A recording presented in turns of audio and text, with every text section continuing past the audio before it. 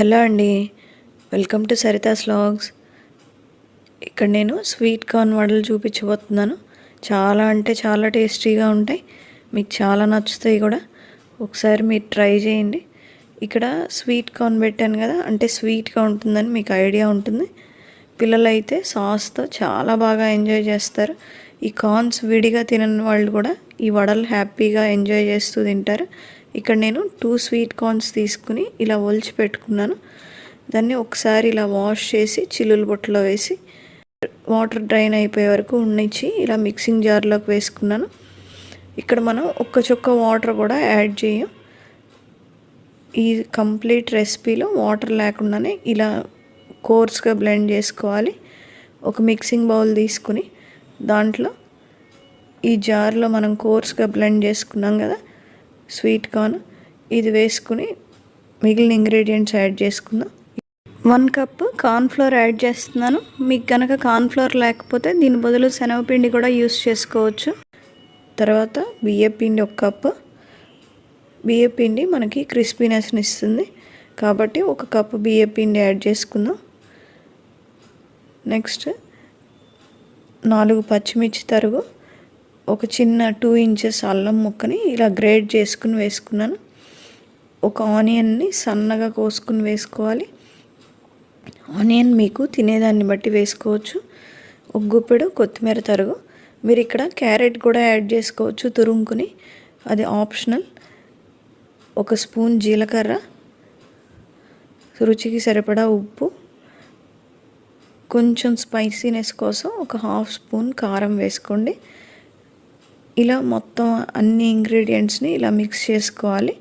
మనం ఇక్కడ ఒక 1 డ్రాప్ కూడా వాటర్ యూస్ చేయం గ్రైండింగ్లో కానీ మిక్సింగ్లో కానీ.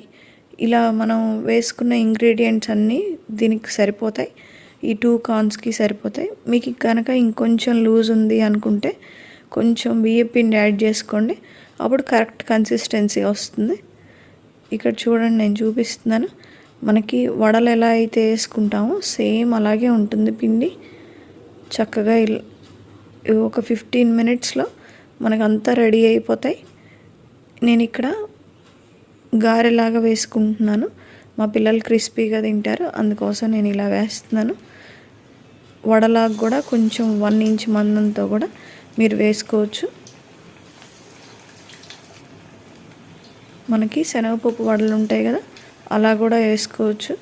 చూడండి, ఇలా మొత్తం అన్ని ఫ్రెషర్స్ అయితే ఒక్కసారి 4 చేసి వేసుకోండి, లేదంటే ఎప్పటికప్పుడు ఇలా వేసుకుని కూడా తీసేసుకోవచ్చు.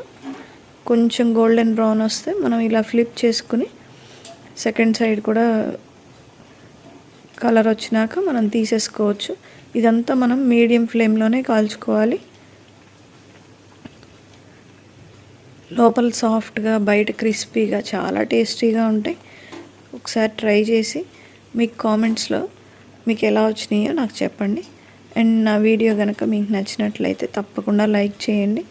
ఇది ఒకరోజు మీరు ఈవినింగ్ స్నాక్ కింద మీ ఇంట్లో వాళ్ళకి పెట్టండి, చాలా టేస్టీగా ఉంటాయి అండ్ చాలా హెల్దీ కూడా.